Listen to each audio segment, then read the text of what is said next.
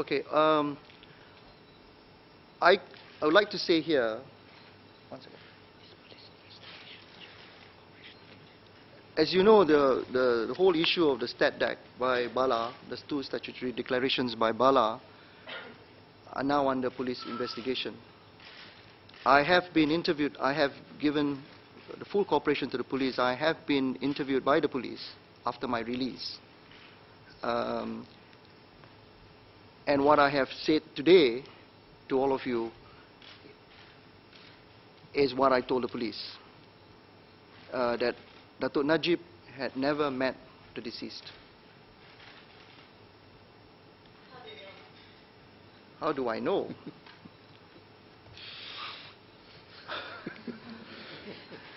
It's like asking me, I mean, I know. Okay, I know. Well, I can't comment on why they did not appeal, but I certainly can comment that the reason why I must explain to you the reason why I cancel. It has nothing to do with my appeal or whatever. I was quite confident when I was released that I could face the outside world and especially the press. But after a few days, I found myself to be not ready. Really not ready. I mean, you really have to be in prison 2 years to find out what I'm saying. My mind is incoherent. It's jumping from one point to another point. I keep losing things because in prison you can't lose things because A, you don't have many things to begin with, and number two, the space is so limited that you really can't lose anything, really. So these days I lose glasses. I can't find my way my glasses is, and now that my daughter is has gone back to UK, I have less one person to look things for me. So to be frank with you, it has nothing to do with the appeal, why I cancel my. Okay. On the SMSs, the SMSs between Dato' Sri Najib and my former lawyer, I was in prison then, so. Oh, sorry, the alleged, because it was never proven that it was, and I was in prison then. I think I was in remand, police remand, or I was already in Sungai Buloh. I can't remember now. It was very early on. Let me say this to you. Why the hell should I run away? I am innocent. I've been acquitted by the courts. I want to stay here. This is my home, and I'll be back here.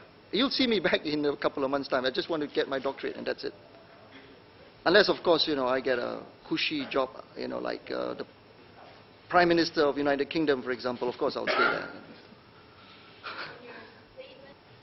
For the last 2 years, I didn't realize the extent of the reach of the so-called borderless world, the internet world, and how bloggers have really taken almost center stage. The last 1 or 2 weeks, I checked with some of my friends abroad, non-Malaysians, say people in the United Kingdom, and they said to me there was a period in British, it was a period in British society where the bloggers ran supreme. But after a while, everyone realized that bloggers are bloggers. I can start a blog and I can say anything with impunity. So he said to me, the face will just go away. For a while, people say, oh, bloggers, my God, I can be a blogger. My daughter or a taxi man can be a blogger if he can write well. And that's it. And he can manufacture facts. And so to me, they're out there. Okay.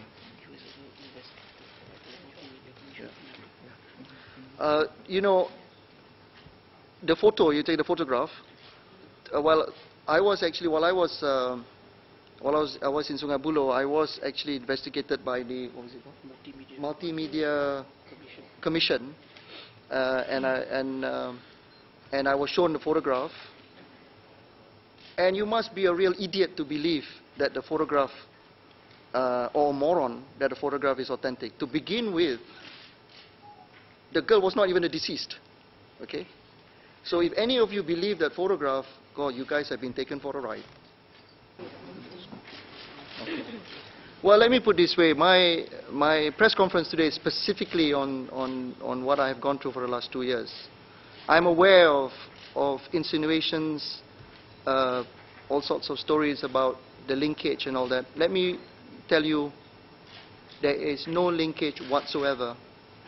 Let me also I would like also to tell you about the time frame, because people, you know, that's what in my statement I said I am shocked and I'm appalled by the extent of lies.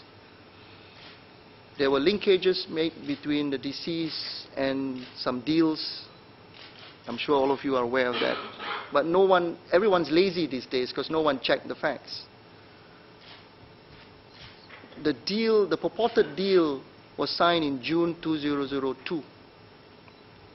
I first met the deceased November or December 2004.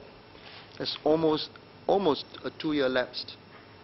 So I just failed to see the connection, but yet it still went on and on and on. These are the lies that I've been, mendacious lies that I have been mentioning in my statement, earlier statement.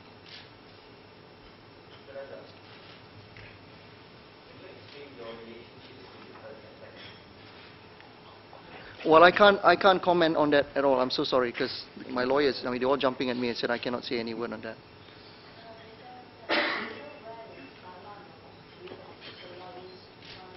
I'm sorry, I cannot comment on that. I cannot comment because I don't know, but I cannot comment. I mean, don't think that I know, but I just cannot comment. Because police is, you know, it's under police investigation at the moment. Let me put it this way, I am innocent. And at some point I said, God willing, inshallah, I will be released because I'm innocent. So at some point, I know I was going to be released. Because I cannot imagine that an innocent man can be found guilty. There were talks about, I was of course worried because people were talking about pandering to the public, the media. Then I realized that there are two different things between the court proceeding. I went through the court, the justice system. I went through it. Don't forget that. People tend to realize that. People tend to forget that I did not spend 22 months. I spent 22 months in jail. Okay? So to me, I am innocent, so I will at some point be released. You know, I can't really be responsible for, and besides, when you said public opinion, I really wonder who do you have in mind. Because let me just give you a thought that I always have. Do you remember when people talk about people's power? You look at what's happening in Thailand at the moment, you see, wow, the people is against the government. Or you look at the Philippines during the Korea Aquino period. You say, wow, people are out in the streets. 100,000, 500,000, the media blows it out of proportion. But hang on a minute, is that democracy? If you talk about 500 people going out in the streets as opposed to a population of 100 million, is that reflective of democracy? If I have money and I pay everyone 10 ringgit and get 100,000 people out today in the streets and protest against the government, is that people's power? Is that the public opinion? Blimey, that's not public opinion, that's just manipulation. Well, I think, you know, even my press statement today, there will be twists and turns and this and that. So to me, now I've said so many times, if I hold this up and tell all of you today that this is a tape recorder, and then it's reported that Razak held a gun, I can't really be responsible for that, you know. I mean, I'm telling you, this is a recorder, and this is a recorder. And if someone says Razak held a gun or held a bottle of water or whiskey or whatever, I can't, you know, what can I do? You know, I just want to tell the truth, and that's the truth. If anybody wants to twist and turn, I can't really be held responsible. At least I've gone out and said my piece. And that, to me, is the truth.